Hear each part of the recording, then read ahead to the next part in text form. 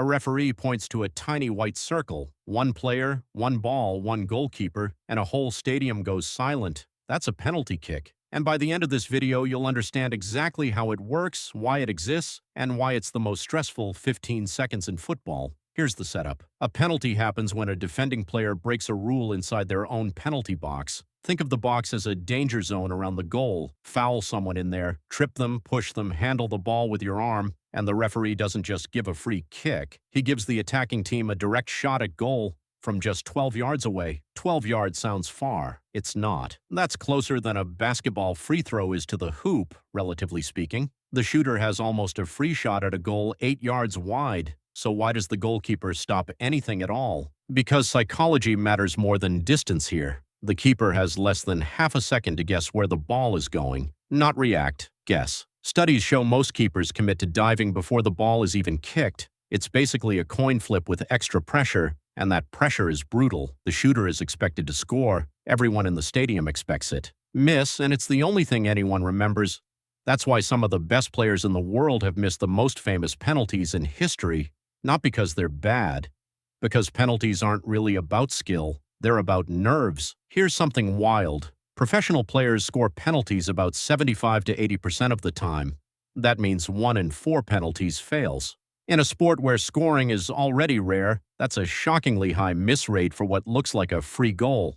Now let's talk about the rules, because this is where casual fans get confused. The shooter can only be challenged by the goalkeeper. No other defender is allowed near the ball. It's one-on-one, pure pressure, no help. The goalkeeper must stay on the goal line until the ball is kicked. Step forward too early, and if the shot goes in, the goal counts anyway. If it's saved, the kick gets retaken. That single rule has decided World Cup matches. Now here's a twist most beginners don't know. Penalties happen in 2 totally different situations, and people mix them up constantly. During a normal game, a penalty is just one shot. Score or miss, play continues. But in a penalty shootout, like we see at the World Cup when a knockout match ends in a tie, it's a completely different beast. 5 players per team, 1 shot each. Sudden death after that. Same rules, same distance, same goalkeeper standoff. But now there's a trophy, a nation, and millions of fans hanging on every kick. That's why World Cup shootouts feel like the most intense moments in all of sports. It's not just a kick, it's pressure amplified by an entire country watching. And here's the wildest part. Where a player aims often matters less than how confident they look walking up. Confidence changes body language. Body language changes what the goalkeeper reads. It's basically a mental chess match disguised as a foot skill. So let's recap fast. A penalty comes from a foul in the box. It's a one-on-one battle between shooter and keeper. The odds favor the shooter, but not by as much as you'd think.